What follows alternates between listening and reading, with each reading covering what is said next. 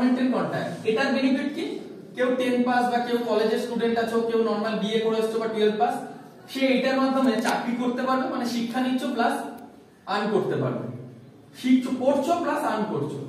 NATS এর আন্ডারে national apprenticeship training same, এটা গভর্নমেন্টের, যেমন আমাদের এখানে উৎকর্ষ এবং আজকে যে জব ফেয়ারটা আছে ওখানেও সেম জিনিস, দুদিন আগে যেরকম আমাদের জব ফেয়ার ইয়ে করে হচ্ছে সেম জিনিস। এখান থেকে তোমরা পড়াশোনার সাথে সাথে অ্যাজ এ ইন্টার্ন হিসেবে কোম্পানিতে জয়েন করছো। Company provided a particular stipend and the stipend amount will be starting from for the 10th and 12th class candidate minimum 15,000 to up to 22,000 পর্যন্ত। That is your salary, either you can as a call a stipend amount, not a salary. Salary PAPSI যখন চালু হচ্ছে তখন। এরপর এই জায়গাতে কোনো agreement হয় না, তোমার যতদিন ইচ্ছা তুমি কোম্পানিতে করতে পারো, তোমাদের ভালো লাগছে না তোমরা কোম্পানি ছেড়ে দিয়ে অন্য কোম্পানিতে চলেও যেতে পারো, কোনো এগ্রিমেন্ট নেই, যার যতদিন ইচ্ছা সে করতে পারে। সেকেন্ড, এই তিনটার ক্ষেত্রেই সেম। থার্ড হচ্ছে যদি পিএপিএসআই চালু হয়, পিএপিএসআই চালু হওয়ার ক্ষেত্রে একটা হচ্ছে কোম্পানি পেরোল,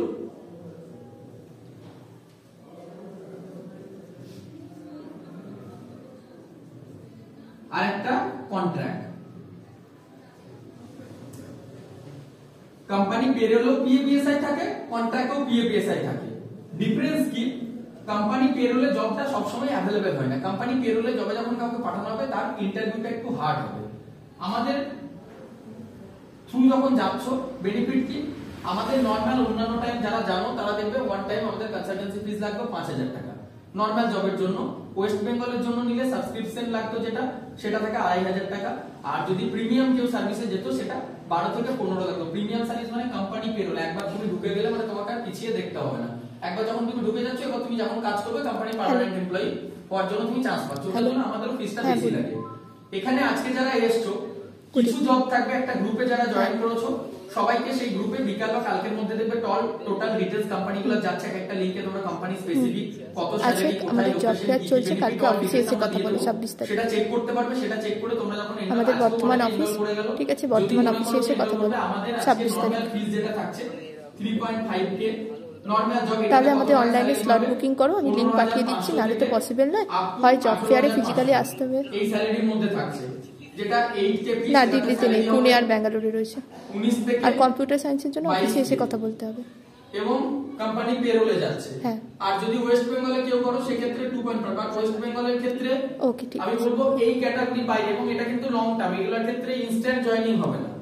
আমরা তোমাকে ট্রেন করব, সেক্ষেত্রে ট্রেনিং করতে হবে, ক্লাস করতে হবে। আমি ক্যারিয়ার কাউন্সিলর ধরুন জেআইএস এ পাঠাচ্ছি বা টেকনোতে, ওখানে কি কি জব রেসপন্সিবিলিটিস থাকবে, কি কি তোমাকে প্রশ্ন করবো, আমি আগে তোমাকে এখানে পড়াবো, তোমাকে বোঝাবো, তোমাকে এখানে প্রেজেন্টেশন দিতে হবে যে ওখানে গিয়ে তুমি কি করে একটা স্টুডেন্টকে কনভিন্স করবে, সেটার ক্ষেত্রে কিন্তু ক্লাস করতে হবে ওয়েস্ট বেঙ্গলের ক্ষেত্রে। মানে অ্যাট লিস্ট ট্রেনিংটা তোমাকে অনলাইন হোক অফলাইন হোক এসে করতে হবে, ইনস্ট্যান্ট হবে না। আমি ইন্টারভিউ পাঠাবো, দেখা গেল সেটা তুমি পারছো না, আমি হয়তো পরের কলেজটাতে আরেকটা অন্য কলেজে পাঠাবো, এরকম ক্ষেত্রে।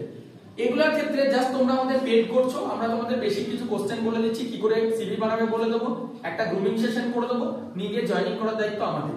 এখান থেকে যে যাবে যাতায়াত খরচাটা শুধু নিজেদের, তোমাদের থাকা খাওয়াটা নিজেদের খরচা। আমরা কি গাইডেন্স দেবো, পুনেতে যদি আসো আমাদের অফিসে ওখানে আছে, ওখানে আসার পর ওখান থেকে যা গাড়ির কস্টিং হবে, গাড়িতে করে আমরা কোম্পানি পাঠাবো, তার জন্য কোনো টাকা আমরা তোমাদের কাছ থেকে নেব না।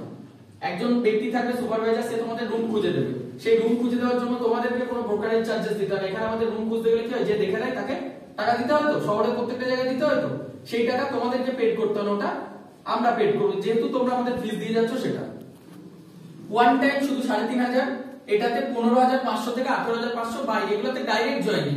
মানে এমন না যে তুমি আজকে দিচ্ছ ওখানে গিয়ে বিরাট তোমাকে ফিরে আসতে হবে, কাউকে ফিরে আসতে হবে না।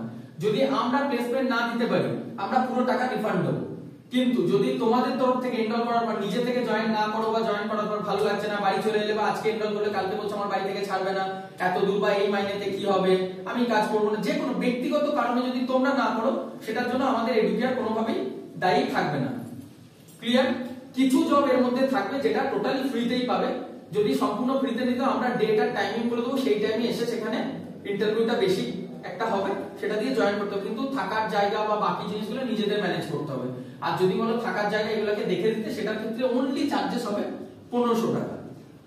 স্পেসিফিক কিছু কোম্পানিতে ওয়ান টাইম, মানে যিনি ওখানে এজেন্ট থাকবে বা যে সুপারভাইজার থাকবে তার হাতে তোমরা গিয়ে যাওয়ার আগে 1500 পেমেন্ট করে দিলে শুধু, আর কোনো ফি লাগবে না। এটা স্পেসিফিক কয়েকটা কোম্পানির ক্ষেত্রে জন্য। নরমালি কোনো কোম্পানিতে জয়েনিং এর জন্য কোথাও কোনো টাকা লাগে না। তো তোমাদের নিজেদের যোগ্যতাতে নিজেদের সিভি বা নিজেদের রেজাল্ট দেখি সেখানে জয়েনিং হয়। তাহলে এখানে ফিজটা কি স্যার আমরা অ্যারেঞ্জমেন্ট করছি, তোমাদের একটা গ্যারান্টি দিচ্ছি যে তোমাকে ফিরে আসতে হবে না। এখানে 4 জন একসাথে এসে থাকলে সেই 4 জন একসাথে একই কোম্পানিতে হবে। এটা কোইন্সিডেন্টলি কলেজের ক্যাম্পাসিং এ বসেও কোনোদিন হয় না, কিন্তু এখান থেকে সেই বেনিফিটগুলো পাচ্ছ। প্লাস আমরা গ্রুপ করে পাঠাবো, তোমাদের জয়েনিং, ওখানে রুম খুঁজে দাও, অল এই সার্ভিসগুলো আমাদের তরফ থেকে থাকছে। এরপর যার যেরকম সিভিলের যেটা রয়েছে ক্যাড ক্যাম, এখন সিভিলের আমার কাছে ওপেনিং যেটা রয়েছে গুজরাটের একটা জায়গাতে রয়েছে, কিন্তু সিভিলের কাজ মানে 12 থেকে 14 ঘন্টা কাজ।